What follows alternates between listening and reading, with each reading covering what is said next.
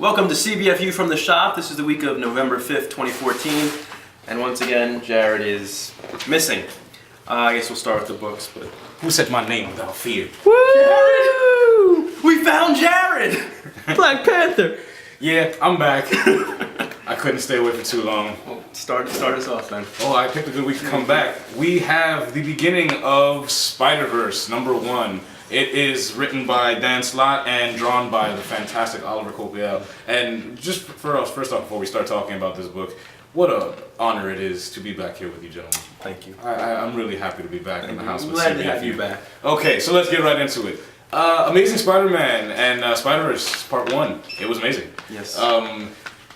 It's so cool seeing a squad of Spider-Man, you know, like, and each one of them having a special, like, name in the whole battle against the Morlun vampires. Yeah, the where, inheritors. what they designate Scarlet Spider the Other, the Bride, the Scion, and then that Peter Parker, 616 Peter Parker is the greatest of them all. It was just a really fun book, and it pays homage to what makes Spider-Man such an interesting character. Yeah, no, it's really cool. The art by Oliver Copiel is just, I mean, it's beautiful. Oh, it's just for the awesome. art alone, by his art alone, you can buy it and you'll have no, you won't be wasting your money. There was not one page where he's like, it was a dip in quality. It was just Copiel. And then the prologue in the back, it's by the regular superior Spider-Man artist, Giuseppe Kumar. Yeah. I think that's how you say his name. And even that was good because that art style really worked when it was depicting, you know, the family of the Morlun's, and that was just great to read. Yeah, no, I love the fact that Dan Slott is like bringing this stuff like the JMS mythology Right back and into using it in such a great way. And so many Spider-Man that, you know, you were just like throwaways. Like, that's a cool Spider-Man, but only on a limited basis. And Spider-Ham is in there. Peter Porker is there, and he has some good lines. And then you have the breakout Gwen Stacy Spider-Man, and she's the Spider-Woman. She's there. All in all, it was a great book, and I'd give this a solid 8 out of 10 Lugos. Yeah, it was really good. Okay, our next book is the conclusion of the years in the making. This is Superman Unchained #9. This is by Scott Snyder and Jim Lee, and this has been. It's one of those books that's been delayed a long, long time. A long time. I actually thought it was over. I thought it wrapped with the last issue. Yeah, no, I knew there was one more issue. I just didn't know if it would ever come out. But this was good. I think this is the kind of book that you're gonna. Reads better when you get it all in one sitting. Once the hardcover comes out, it's gonna be really good, and it'll be a good Superman story. Exactly. As it is now, it was still a good issue. I enjoyed it. He does something in here that the movie Superman would never do. Superman would. Save people. Superman movie let them all die. There was the selfless act. Yeah. So Scott Snyder really gets Superman, and it was a good story, and I enjoyed it. Yeah. But still, the delay hurt it. And you know, the fact that it was such a high-profile event with Jim Lee and Snyder on it, it felt like an event Superman book. And had it been had you had it in like, you know, the right time or like a monthly basis or even a bi-monthly basis, you would have read it like a big Superman event, like a big DC encompassing Superman event. You had Wonder Woman in there, Batman was prominent throughout the majority of the event, and it reads good that way as this big bombastic event. But you know, when we thought it was supposed to be an ongoing Superman series, because it turned into 9 issues. Yeah, and also I think a little the disappointment is because Scott Snyder is so good on Batman, so good on like American Vampire, Witches.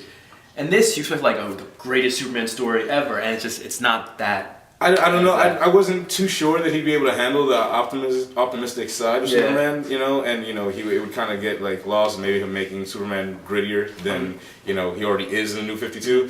But he actually does a good job of making Superman more akin to his previous New 52 incarnation, rather than the whole cocky, arrogant Superman here. Yeah.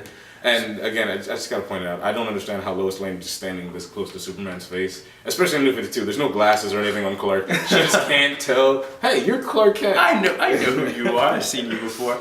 Yeah, so I would give it a 7 out of 10 Lugos. I'm sure once it gets into the full collected edition, I'm sure that would bump up to like 9 Lugos. Yeah, just for Jim Lee's art. Yeah.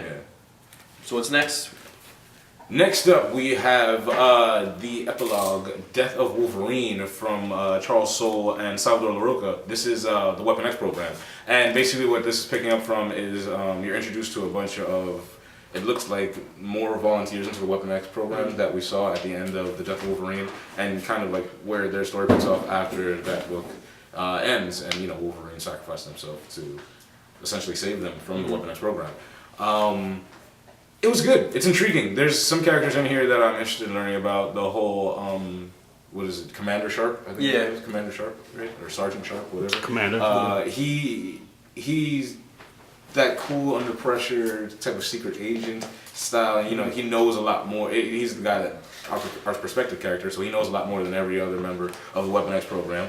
And so, like, when everything starts to fall down, he's the guy that everybody starts, you know, paying attention to and picks as their leader. And, you know, there's a distinct tie between him and Logan, and we don't know what it is yet, but you know, I'm intrigued by the mystery of it all, and you know, it's Charles Soule, so if his name's on the book, I'm gonna buy it. Yeah, I'm gonna check it out. Yeah, no, it was good. It's an interesting group of new characters. I enjoyed it. Salvador Roca, always a solid artist. He's been in Marvel forever. Yeah, no, he really has.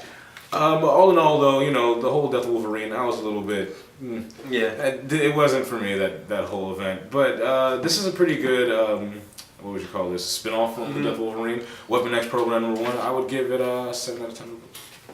Okay, next we have new image #1. This is Tooth and Claw #1. This is by Kurt Busiek, and the art is by Benjamin Dewey. We also get colors from Jordi Belair. Yeah. That's always good. And this is a beautiful book, and it's also a very big book. They give you a lot of information on this new world in a very small amount of time, so you're getting a lot of information.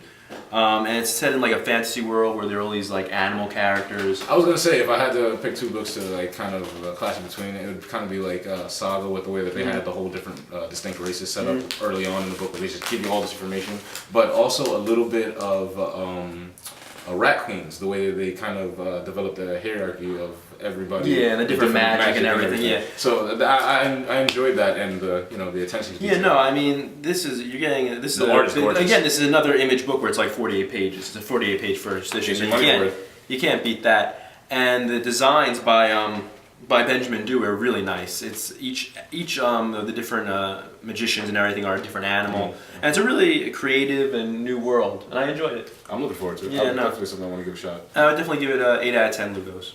Alright, comic fans, before we let you go, I just want to let you know we have an event happening here at Manifest Comics. It's the 2-year anniversary. So it's going to be Saturday, November 15th. Come on out to the store. There will be a sale from 12 p.m. to 4 p.m. All graphic novels are buy one, get one, to 50% off. All board games, buy one, get one, 50% off. All variant covers, all back issues, all display statues are 20% off. You can fill a short box for only $50, and Manifest Comic t-shirts are on sale.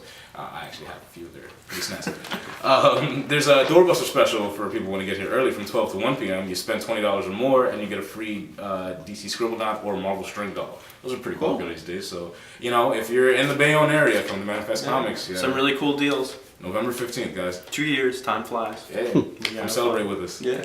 Okay, that's it for CBFU from the shop for this week. We will be back next week. Yes, we will. Have a great week. Yes, we're gonna make sure Jared's here. We're gonna have to put him in like the basement or something. We'll see. But have a great week. Buy some comics and have a great weekend. Bye, guys.